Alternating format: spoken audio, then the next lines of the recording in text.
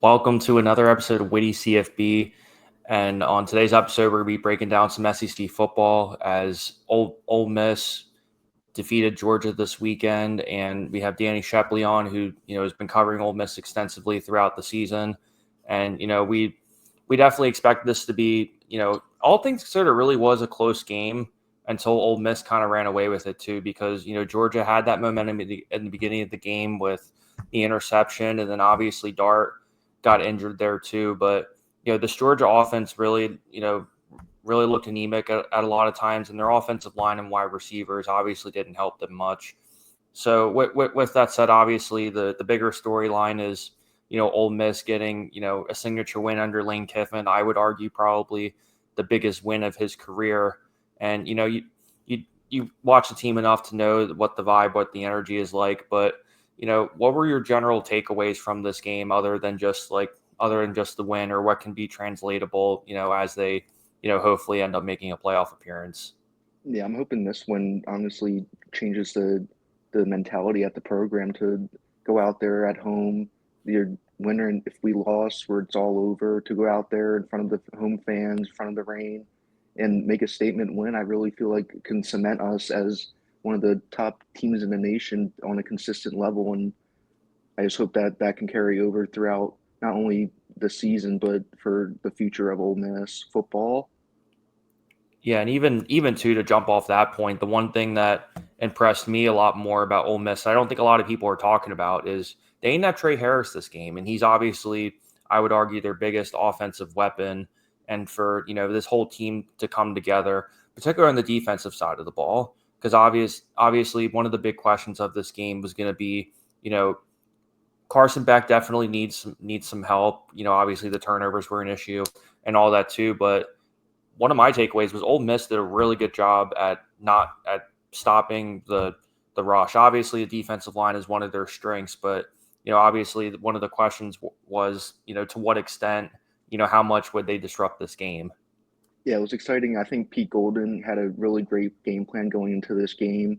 I think he really wanted to force Carson Beck to make plays out of his own and air it down the field, taking away the run. Especially they got the touchdown early in the game, but after that, the run defense was really stout and made second and longs and third and longs. Georgia's not used to that. They're used to being able to run consistently and carry that through the flow of the game and dominate the clock. And it was really impressive to see the run defense play at that high of a level throughout the entire game.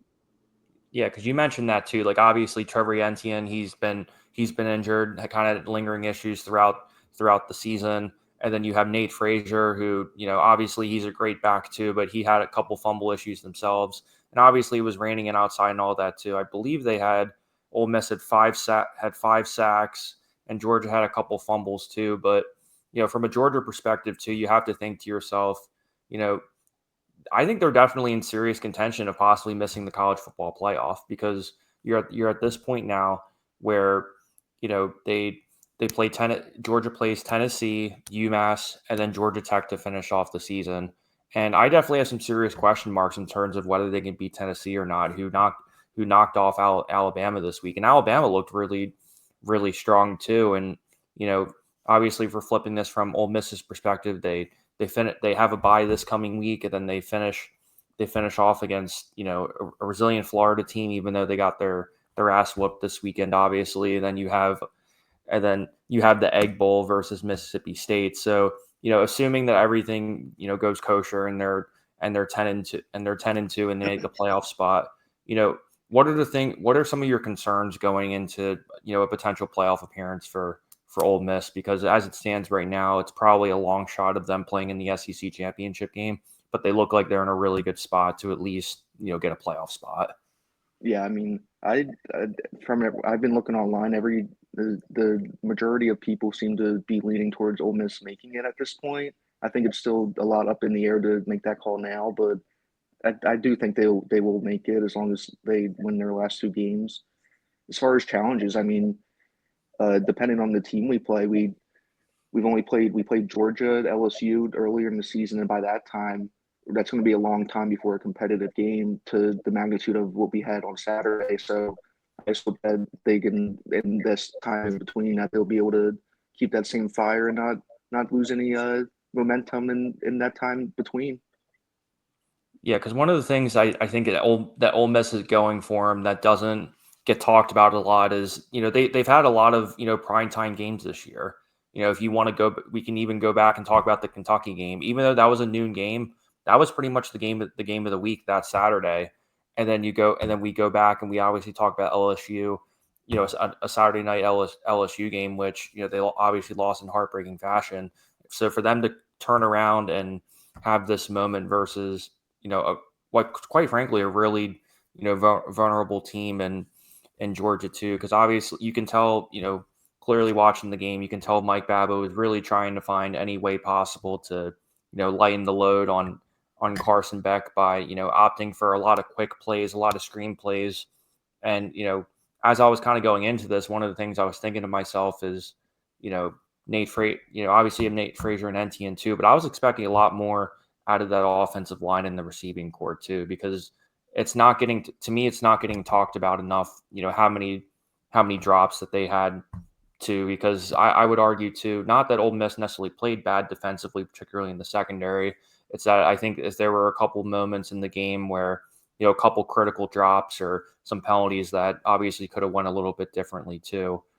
But, if you're talking about this Ole Miss team too, obviously Jaxson Dart, had the injury at the beginning of the game, and he was pretty resilient and gritty, just like the rest of the team was. So, you know, with that said, obviously Lane Kiffin and Ole Miss, staying long term looks like a lot more of a possibility. Granted that Florida announced that they're keeping Napier, and you have that signature win under your belt, and you have a lot of momentum going your way. So, with that said too, you know, I guess what I'm getting at is, how do you make sure that Ole Miss keeps maximizing Jaxson Dart to the best of their ability, and making sure that they're not becoming too one dimensional too, because as you know too, SEC football and playoff football, you got to find multiple ways to win. So I think that's definitely a concern that I would have Ole Miss, going if they're really going to have a deep run in this.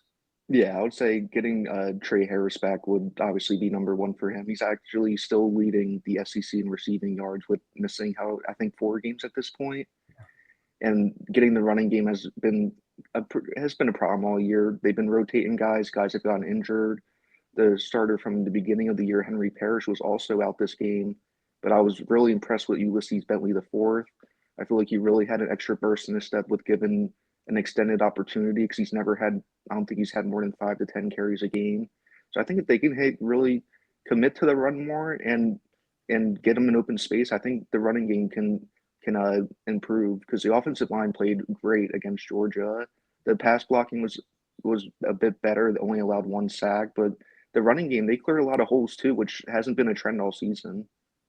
Yeah, and especially too, one of the things I noticed, particularly them running the ball, is I think they put the linebacker. I talked about this in the previous episodes about Georgia, but I think they really made the Georgia linebackers really kind of commit to the run a lot more, and I think that kind of opened up, particularly for some of those slot receivers to really get open down the field and make those explosive plays too. Because just like you said too, they had 10 plays of 10 or more yards throughout that game, so it wasn't just like, hey, they had a 70-yard touchdown here and a 70-yard touchdown there. There were a lot of sustainable drives that ultimately, led them to this victory too.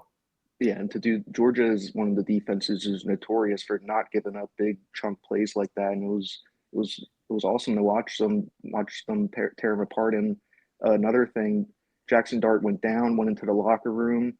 Everyone has their head down. Austin Simmons doesn't waver, doesn't question anything. He's ready to go, and he goes in there, walks us down the field, and scores a touchdown. And that's a really underrated part. I'm super proud of him, and I think the future of Ole Miss is in good hands with him after seeing. That's just a flash, but I did like what I saw from him. It's underappreciated. Yeah, and it's a testament too for what Lane Kiffin has done, right? Like obviously, he's had criticism in the past for, you can talk about not winning the big one. You can talk about not, using high school recruiting as much, but to me that this game definitely is a statement for not only, the here and now, but also the long term implications of Ole Miss as well, because we've talked about this on the show before, right? I mean, there's Ole Miss, they've given up a lot of resources to make sure Lane can get guys. It's obviously not the easiest place to recruit all the time, especially if it's a rural area too, compared to other schools like Texas or Oklahoma, where it's not necessarily as rural too. And also you're essentially competing for the same recruits throughout the country too. But with that said too, do you have any other departing thoughts in terms of players that we can keep our eyes on for, or even just schematic things that you anticipate seeing for the rest of the season? One thing I do anticipate to see is I did like the Ole Miss. They did rely on their front four a lot, but along with doing that is they've rotated guys in consistently throughout the game to so no one got too tired. JJ Pegues went down. Xavier Harris went in, forced a fumble.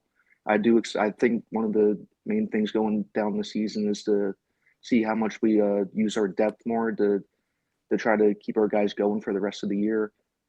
And I think the Ole Miss team felt the importance of that game on Saturday, and the entire stadium felt it. You can tell they played some inspired ball, and it was a great time.